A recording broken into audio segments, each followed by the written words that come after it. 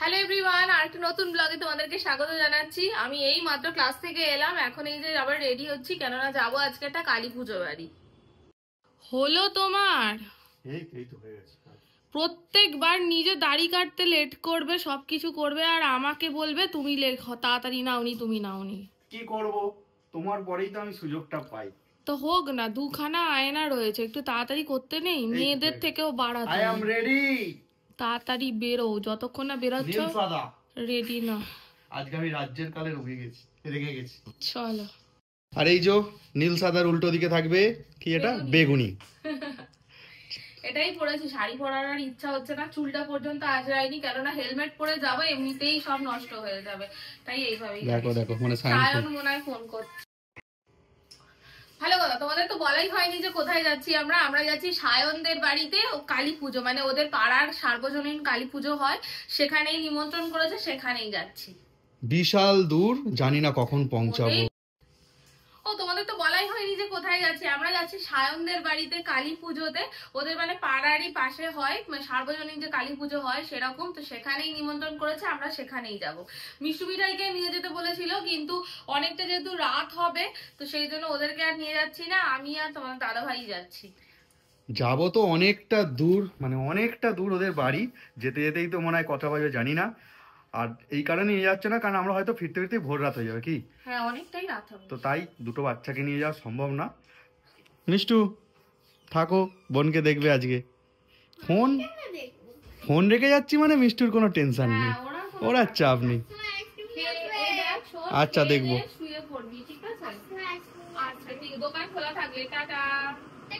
Tata. তো আমরা তো এসে গেছি, এখন সায়নের জন্য অপেক্ষা করছি। ওর বাড়ির সামনেই আছি, এক্স্যাক্ট বাড়িটা জানি না, ওকে ফোন করা হয়েছে, ও আসছে। এই যে শেষমেশ সায়নের দেখা পাওয়া গেছে। না না, দেখা যাচ্ছে, যেখানে নিয়ে যাবে সেখানেই যাবো, আমি কি জানি নাকি। যাচ্ছি, দাঁড়াও, তুমি ব্যাগটা বের করো। ব্যস্ত মানুষ, ফোন করতেই ব্যস্ত। শুধু দুটো তুই একটা শরবত বানিয়েছে আমের না, খড়িবেড়িয়া তো। এই হচ্ছে সায়ন, সবাই চেনো, এটা হচ্ছে ওর বাড়ি, আমাদের বাড়ি।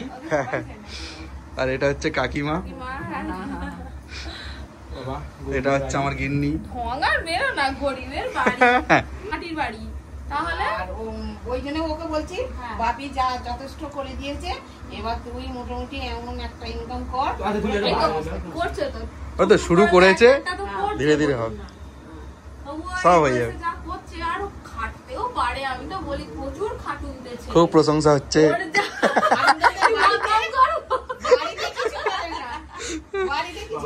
বউটা আসুক না, তবে তো রান্না পছন্দ, ও রান্না করতে ভালোবাসে, ওই সব রান্না বান্না আমাকে করেও তো শোনো সায়ন, বিয়ের সময় বলবে না তুমি রান্না করতে পারো, তাহলে কিন্তু তখন তোমাকেই সব করতে হবে। তুমি মাঝে মাঝে করবে যখন প্রয়োজন পড়বে। রান্না বান্না না, তবু আমি বলছি যে ও না এত খাটুনতে ছেলে, আমি নিজে দেখেছি তো, ওর মধ্যে ওই টায়ার্ড হয়ে শুয়ে পড়ছি, আমরা মনে হচ্ছে কাইল হয়ে পড়ি, বলি না দিদি এটা করতে হবে, এটা করতে হবে, সব পছন্দও করে, ওর একটু ছোটবেলা থেকে খুব খাটুনতে। ও ছোটবেলায় মেয়েদের ড্রেস পরতো, এডিট করতে হবে, এটা এডিট করে বাদ দিতে। স্পেশাল শরবত এসে গেছে, এটা কিন্তু সায়ন নিজের হাতে বানিয়েছে। আর তোমার বাড়িতে এসে তুমি তো স্পেশাল, দেখো কে। তো চলো সায়নের হাতে তৈরি শরবতটা খেয়ে দেখি। ভালো বানিয়েছো? না না, রিয়েলি ভালো বানিয়েছো, তুমি খেয়ে বলো।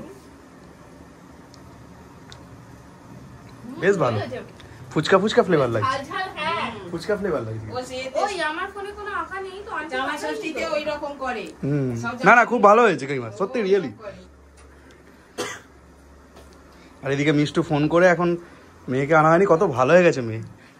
ফোন করে বলছে যে আন্টির কালকে ক্লাস আছে, তুমি আঁকা পাঠাও, প্র্যাকটিস করবে। সায়নের দোতলা দেখতে যাওয়া, একদম। পয়লা বৈশাখ আমাদের এই ঠাকুর সব পুজো হয়। আচ্ছা ও আচ্ছা সব ঠাকুর ওই পয়লা বৈশাখে পুজো হয়। বাহ, প্রচুর ঠাকুর দেখো। ঠাকুর আসে, সব পরিষ্কার আর কাপড় চোপড় পরে প্রতি বছর পয়লা বৈশাখে এই ঠাকুরগুলো পুজো হয়, মানে রং করে। একবার করেছিল, একবার না সব ঠাকুর একবার প্রথমে করেছিল, করে দেওয়ার পর সেই প্রতিষ্ঠাটা পুজো হচ্ছে। এবার ঠাকুর তো মাটির জিনিস নষ্ট হয়ে যাচ্ছে, মানে রং করতে হবে, এবার পরিষ্কার নতুন করতে হবে। করে আবার করা হয়েছে, এবার নতুন করে রং করে করা হয়েছে, আবার এবছরে করা হবে। 1-2 বছর ছাড়া। সায়ন দেখো নিজের হাতে রান্না করেছে, ভেজ রাইস, তোমার স্যালাডটা আছে, এখানে কি করেছে পনির, এটা নবরত্ন করেছে, আলুর দম। এটা নবরত্ন না? হ্যাঁ এটা নবরত্ন। আর কাকিমা সেই তখন থেকে পরিবেশন করেই চলেছে একটার পর একটা। নাও খাও। হ্যাঁ খাবো, এত খেতেই পারবো। যে রান্না করেছে সে এখন চলে গেছে, সে এখন বন্ধুদের নিয়ে ব্যস্ত। সে ক্যাশিয়ার পুজোর। ভালো করে দাও।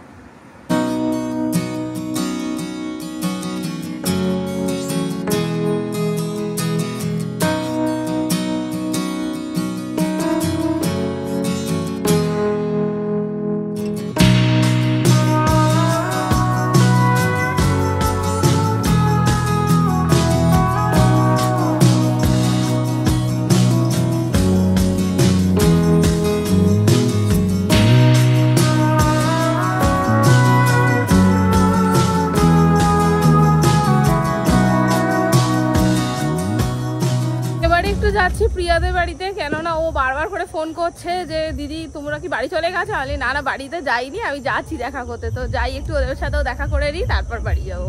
এই যে প্রিয়াদের বাড়ির সামনে চলে এসেছি, ওদিকে বাজি ফাজি, এখান থেকে ওদিকে দেখাও যাবে না। নেবে শুয়ে পড়েছিলে, সত্যি কথা বলো।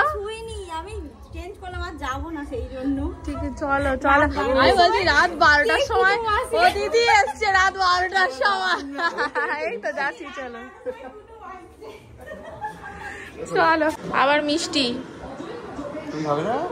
এই যে আমাকেও একটা জোর করে কাজু বরফি ধরিয়ে দিয়েছে, কিছু করার নেই। মানে এই তো হাতে মিষ্টি এই এত মিষ্টি, তা আমি গিয়ে বলছি দাঁড়াও। তো চলো আমরা বেরিয়ে পড়লাম, অনেকটাই তো রাত হয়ে গেছে, আর রাস্তাটাও পুরো দেখো অন্ধকার রাস্তা, কুকুর শুয়ে আছে, মানে এরকম অবস্থা। তো বাড়ি যাই, আর তারপরে বাড়ি গিয়ে কথা হচ্ছে।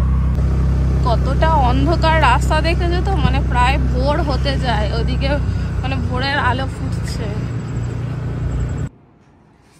এই মাত্র ঘরে ঢুকলাম, আর দেখো না আস্তে আস্তে আমরা আলো জ্বেলেছি আর ও উঠে পড়েছে। ওর বোন তো ঘুমিয়ে গেছে, ফুলি ছিল এতক্ষণ, ফুলিকে অনেক ভালো বলতো। বিছানাকে বললাম তুই এখানে শুয়ে পড়, কিন্তু ও শুলো না, বলছে না আমি ঘরে চলে যাই। শুয়েই ছিল, মানে ঘুমিয়ে পড়েছিল। হ্যাঁ মানে আমি তো বললাম যে তুই আর কিছুক্ষণই তো সময়, সেই তো সকাল হয়ে যাবে, তুই তাহলে শুয়েই থাক এখানে।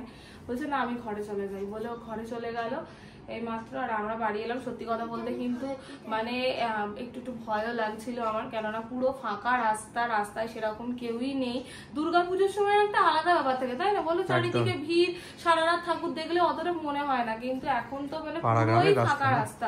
সব থেকে বড় কথা আমি একটা মেয়ে, এখন বুঝতেই পারছো, তো সেই জন্য একটু ভয়ে ভয়ে আসছিলাম। তো যাই হোক সেফলি বাড়ি চলে এসেছি, আর কোনো দুশ্চিন্তার কারণ নেই। আর চলো তাহলে আজকের ভিডিওটা এখানেই শেষ করে দিচ্ছি, দেখা হচ্ছে নতুন ভিডিও নিয়ে। আর আজকের এই ভিডিওটা তোমাদের কেমন লাগলো অবশ্যই কিন্তু জানিয়ে। চলো টাটা, বাই।